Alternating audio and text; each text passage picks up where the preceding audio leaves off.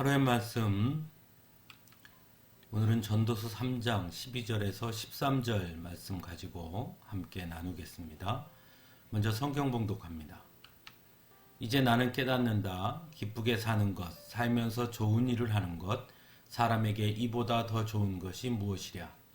사람이 먹을 수 있고 마실 수 있고 하는 일에 만족을 누릴 수 있다면 이것이야말로 하나님이 주신 은총이다. 아멘. 사람은 누구나 행복하기를 원합니다. 그렇다면 행복해지는 비결은 무엇일까요? 많은 사람들은 행복해지기 위해 무엇인가가 필요하다고 여깁니다. 특히나 요즘 시대에는 행복해지기 위한 조건으로 물질의 소유를 생각하는 경우가 많이 있습니다. 즉 무엇인가를 더 가져야 행복할 수 있다고 생각하는 것입니다. 물론 더 많은 것을 가지면 행복해질 수도 있습니다. 하지만 더 많은 소유가 행복의 조건은 아닌 것입니다. 오늘 말씀은 우리에게 행복의 비결이 무엇인지를 분명하게 가르쳐 주고 있습니다. 먼저 행복이란 오늘의 삶을 살아가는 데서 누리는 것이라고 말씀합니다. 그래서 오늘을 기쁘게 사는 것이라고 말씀하고 있습니다. 사도 바울은 빌립보서에서 항상 기뻐하라, 내가 다시 말하노니 기뻐하라 라고 전합니다. 우리가 아는 것처럼 빌립보서를 기록할 당시 사도 바울은 감옥에 갇혀 있었습니다. 하지만 그의 몸은 가둘 수 있었지만 그의 기쁨은 빼앗아가지 못했습니다. 왜냐하면 그의 기쁨은 외부에서 찾는 기쁨이 아니었기 때문입니다. 그의 심령 가운데 계신 성령으로 말미암아 누리게 되는 기쁨이었습니다.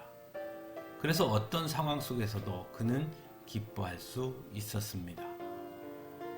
하나님은 하나님의 자녀들에게 세상이 빼앗아 갈 수 없는 현실과 상황이 앗아갈 수 없는 그 기쁨을 주십니다.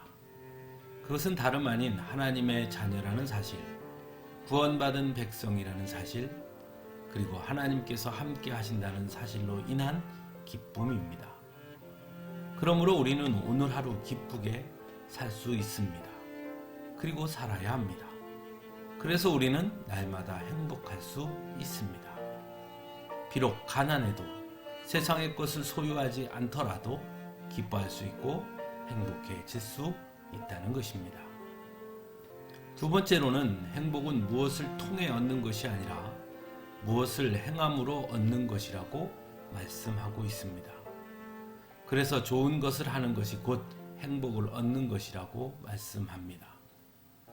사도 바울은 자신이 하나님께 부름받았다는 사실로 기뻐했습니다. 죄인 중에 괴수라고 표현할 수밖에 없는 너무나 형편없는 자신을 하나님께서 부르셔서 하나님의 일꾼으로 쓰임받게 하셨다는 그 사실만으로 그는 기뻐할 수 있었습니다. 그 하나만으로 그는 만족했고 행복해했습니다. 우리 역시 마찬가지입니다. 우리의 행복은 다른 데 있지 않습니다.